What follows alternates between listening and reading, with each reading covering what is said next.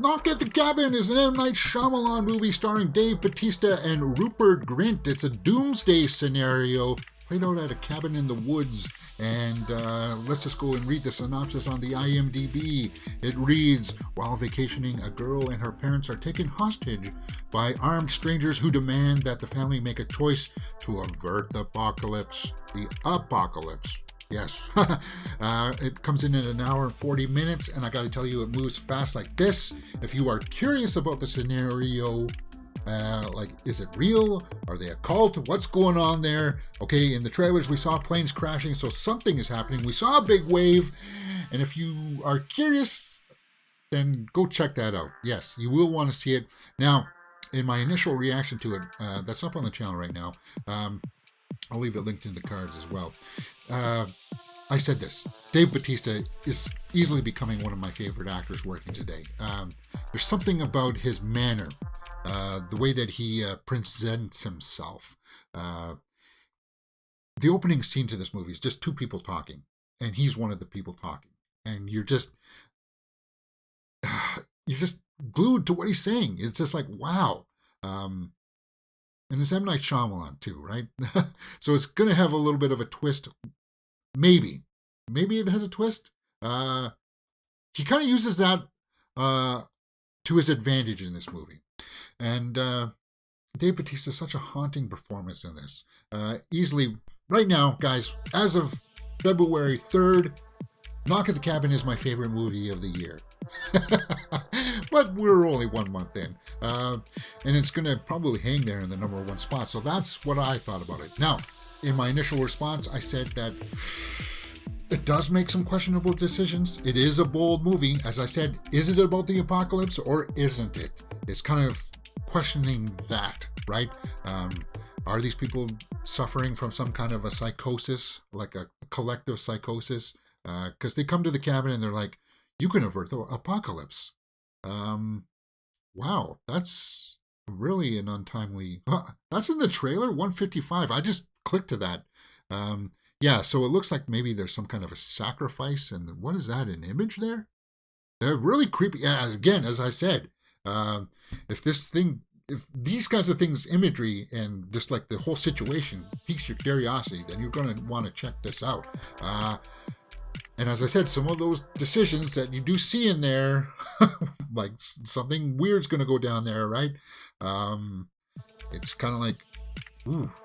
Now, there's one thing here that I want to scorch, and that's, people may say at one point in it, it's too woke. Well, wash that out of your mouth. They use that for their advantage too.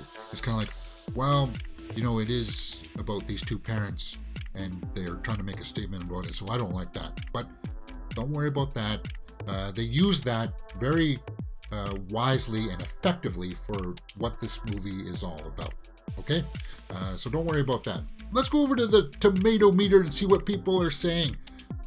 69% by the critics as of, 11:30 a.m. on Friday. That'll probably go up, hopefully. 69%. And 74% by the audience. So, yeah, not quite as high like in the 80s or anything like that. As I said, there are some jarring decisions in this that will make you go, we're doing that? We're going there? Wow. Yeah. And I like the directing choices in this, too, because it's not all gory at times. The implied violence is sometimes a lot more scarier than actually seeing it. I'm looking at you, Brandon Cronenberg and Infinity Pool. I'm looking at you. But anyway, let's take a look at some of the snapshot reviews and see what we agree with or not.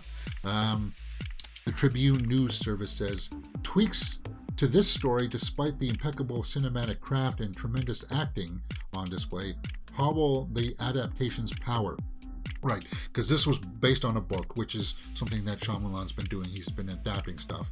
So I don't know the original story. I guess I need to lead off with that. I haven't read the original story. So I'm sure that there are changes, but I think for the most part, us horror fans are going to like this movie. For the most part. The New York Post says M. Night is a visionary suffering from an astigmatism. Yeah, so again, it's that religious angle. Oh yeah, I guess if you are heavily religious, this may...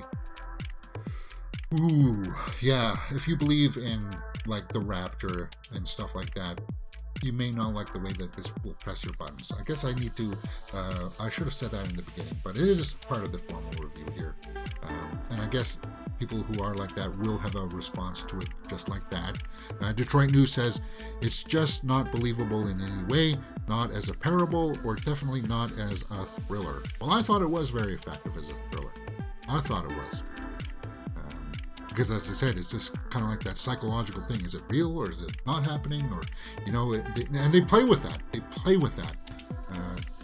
Because you believe it at one point where it's just kind of like, if it's not, then we've done a whole lot of terrible things. And it just, yeah. Do I agree with some of that? Meh, no. But overall, guys, Knock at the Cabin is really worth checking out in the theater. Dave Bautista and Rupert Grint there. Ron Weasley, right? That was cool to see him too in this movie. Good cast, good acting all around. I need to champion that young girl, Kristen Cui, as Wen. She's like the adopted daughter of Eric and Andrew here. Ben Aldrige and Jonathan Groff play the parents, and she does a good job, that young girl. She does a really good job. Dave Bautista, God. Just the way that he talks, too. You can tell that he's paid, he's done a lot of work to hone his craft as an actor. And him alone is worth seeing this movie. That's what I would say. Yeah, there's a better look at her. She does a fantastic job in this too, and she goes through a range of emotions, a range. So I would say I'm a little bit higher than the audience score for Knock at the Cabin. I would tell you that it's probably an 8 out of 10 for me. 8 out of 10, maybe even 8.5. I'm sure that if I examine some of this story elements in there, I could say, well, that doesn't make sense. And I know that there's a big glaring thing in here that there's like some missing information and stuff like that. But we'll talk a little bit about that more in our spoiler discussion.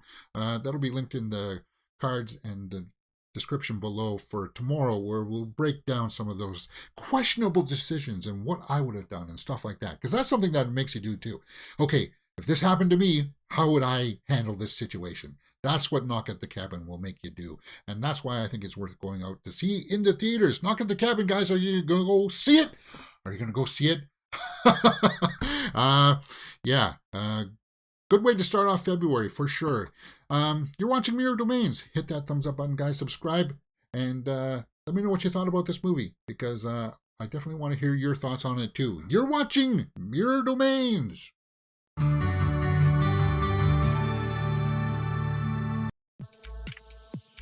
Okay, that'll be cut out and put out as a separate review on the side. I think I covered everything.